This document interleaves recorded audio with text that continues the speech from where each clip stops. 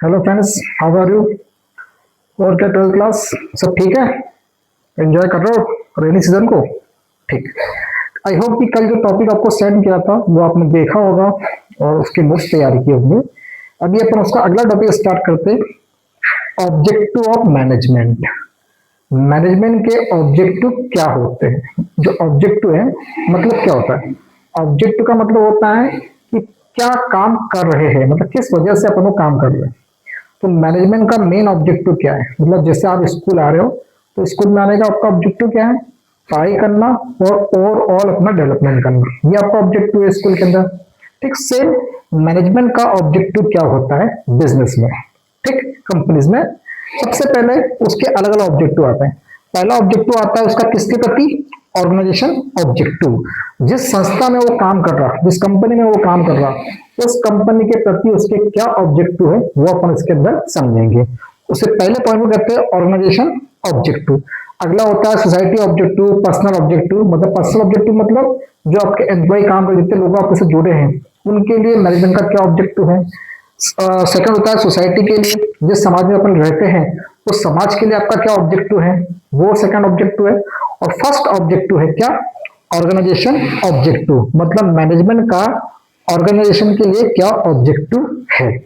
पहला point, maximum output at minimum cost. सबसे main काम क्या है मैनेजमेंट का?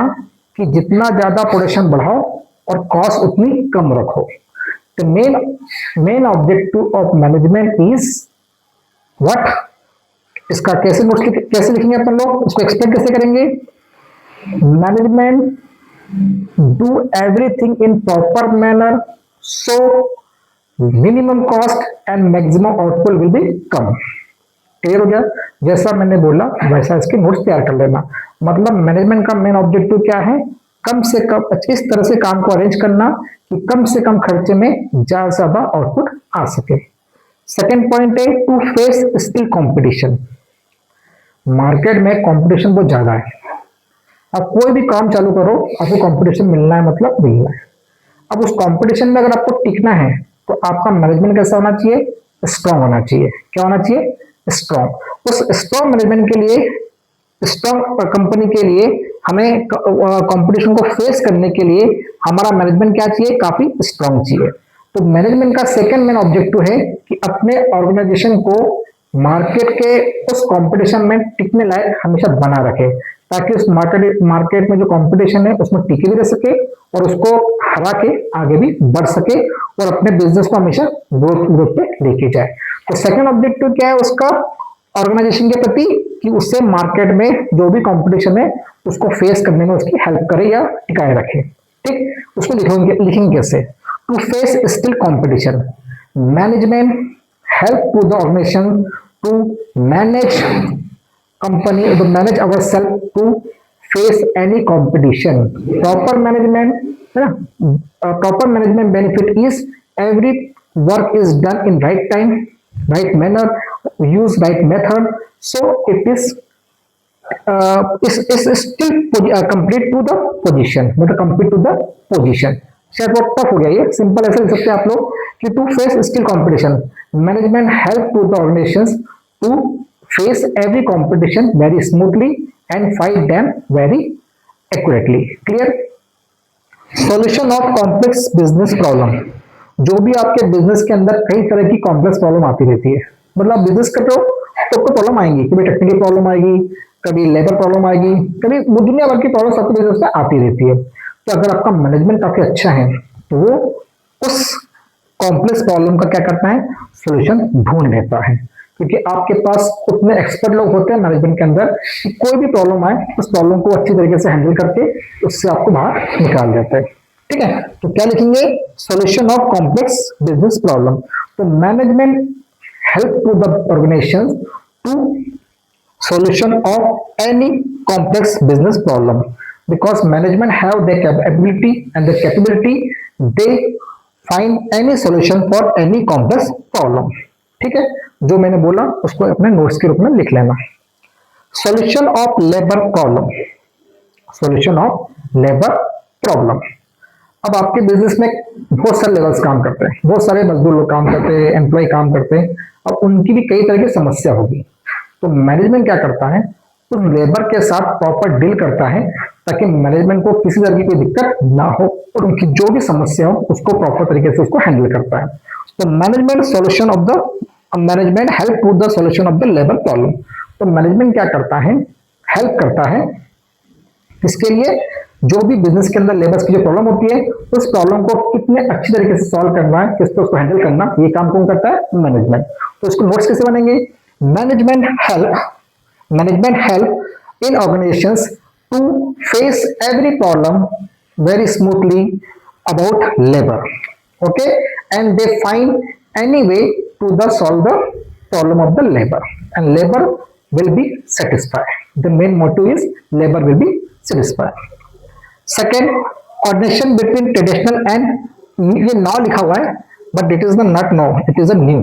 क्या होगा ये new, स्पेलिंग में थोड़ी सी मैंने गलती कर दी होगी। न्यू क्या होगा, न्यू एक्चुअली लिखा होगा मैंने ई था वहां पर वो जब उसको कन्वर्ट किया तो वो ओ हो जाएगा, कोई दिक्कत नहीं, ठीक है। तो न्यू है, क्या है new, coordination between old and new technique, coordination between old and new technique.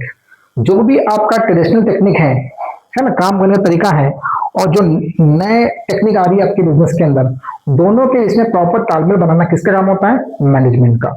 तो management coordinate between the traditional and new technique is proper manner, they all work will be done very effectively without stopping and any problem. अगर objective क्या business के, भाई optimal use of resources, जो भी resources आपके पास है उसका अच्छे से अच्छा यूज करो। सेकंड ऑब्जेक्टिव है कि आपको कॉस्ट को कम करना है। सेकंड ऑब्जेक्टिव की बुक में क्या क्या दिख लेता हूं एक बार, objective utilisation of available resources, जो भी रिसोर्सेज आपके पास है उसको अच्छे से यूज करो। फैक्टर, जो भी प्रोडक्शन ऑफ फैक्टर्स होते हैं, जैसे प्रोडक्शन ऑफ फैक्टर कौन से होते हैं, लैंड, लेबर, मटेरियल, ये सब क्या होते हैं, land, labour, money, material, method, जो भी फैक्टर्स ऑफ प्रोडक्शन है उन सबके बीच में प्रॉपर कोऑर्डिनेशन बनाने का काम कौन करता है, मैनेजमेंट करता है। Encouragement of research and development, आपकी कंपनी में नई नई रिसर्च, नए नए डेवलपमेंट, मतलब आपको अपने प्रोडक्ट को और इनोवेटिव करना है ताकि मार्केट में आप हमेशा टिक सके। तो हमेशा रिसर्च के ऊपर और डेवलपमेंट पे ध्यान देने का काम कौन करता है, मार्केट का, ताकि अपने काम करने का तरीका, अपने प्रोडक्ट का जो प्रोडक्ट के जो वेरायटी है उसमें और इंप्रूवमेंट लाना, उसी क्वालिटी को और अच्छा बनाना ताकि कस्टमर उसको हमेशा यूज कर सके। एफिशिएंट मैनेजमेंट ऑफ वर्क, पूरे मैनेजमेंट का जो भी काम है उसको अच्छे से करना, ये भी एक ऑब्जेक्टिव मैनेजमेंट का। Preparation of efficient future manager, मतलब ये नहीं कि अभी जो मैनेजर है वही मैनेजर रहेंगे आगे, फ्यूचर में आगे नए लोगों को मैनेजर बनने की चांस देना और उनको तैयार करना, उनको ट्रेनिंग देना, ये काम भी किसका होता है, मैनेजमेंट का।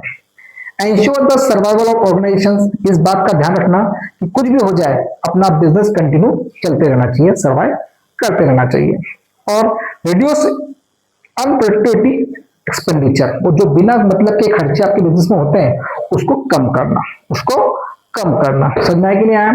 आई होप कि आपको ये टॉपिक समझ में आ गया होगा। मैं आपसे एक बात पूछता हूँ, जो भी मैं आपको पढ़ा रहा हूँ अगर आपको इसके एकदम सिंपल वे के, सिंपल लैंग्वेज के नोट्स भी चाहिए तो आप मुझे बताओ, मैं आपको नोट्स पोस्ट कर दूंगा। उसके क्या कर दूंगा, यूट्यूब चैनल पे मेरे नोट्स आ जाएंगे आपको बिल्कुल सिंपल लैंग्वेज के अंदर हर पॉइंट के। अगर आपको चाहिए तो कमेंट सेक्शन में यस लिख के भेजिए, यस प्रोवाइड द नोट्स।